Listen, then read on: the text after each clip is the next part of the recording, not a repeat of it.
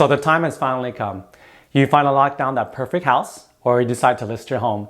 Today we'll go over one of the most important components to residential real estate: how to read a home inspection report.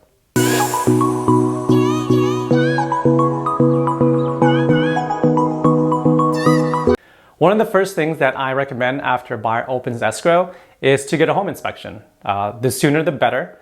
I even suggest the very next day. As a buyer, it's crucial to be fully informed of the home's condition. If you're not going to tear down the home, a home inspection will save you from any unexpected surprises. This way, you know from the very beginning what you're getting yourself into. Having said that, you will want to know what kind of repair work you'll be taking on, or have the seller take care of it for you, or even ask them for credit for repairs before the close of escrow. By the same token, I'll recommend to a seller to get an inspection prior to putting a home on the market. Like the buyer, the seller will want to know what to repair beforehand and fully disclose to a buyer of any defects ahead of time. This way, it'll be a smoother escrow since everyone is transparent with one another. Main things to focus on will be the roof, the plumbing, the electrical system, and other concerns such as mold. Here are some typical parts to an inspection report. The first pages will have the property address, who the report is for, the definitions the inspectors use to describe the condition of the items in the home.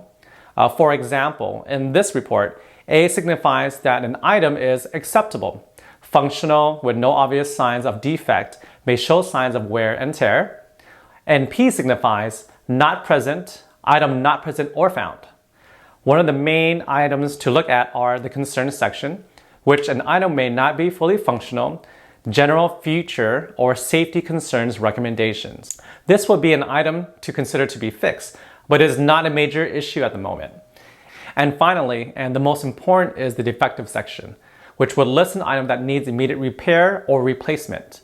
It is unable to perform its intended function or is a safety hazard. So these are items that are typically looked at more closely because the item is not completely working and or poses a health risk.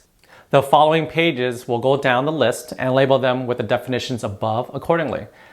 First item on the list is the lots and grounds. Most items are acceptable, but as you can see that the driveway has a concern, which is heavy cracking in the concrete. Let's skip down to the roof section. As you can see again, most items are acceptable, but there is a defect listed. Cement tile, crack broken tile, present see photo, crack mortar see photo. A qualified roofing contractor is recommended to completely evaluate prior to the close of escrow. This is a defect that may be addressed immediately to the seller and of course will be noted in the report. And here is another common concern. In the electrical section part of the report, GFCI, upstairs bathroom, kitchen and garage, recommend addition of GFCI at all kitchen, bathroom, garage, and exterior outlets as a personal safety upgrade. So a GFCI is a ground fault circuit interrupter device that protects us from receiving electrical shocks from faults from the electrical devices we use in our home. Lastly, we'll look at the plumbing section, which there was a concern about the water stains around the vent pipes that indicate a leak at the roof flashing. Again, this is a concern, but not as serious as a defect. Keep in mind that a buyer can request repairs for any items listed in the report, whether it's concern, defect, or etc. I recommend that both buyer and seller be present at their inspections. This way, they can ask questions while the expert's there looking over things and can help explain the reasons listed in the report. Homes that are not a new build will always have issues with them, and sometimes even new ones too. And that's just a natural occurrence over time.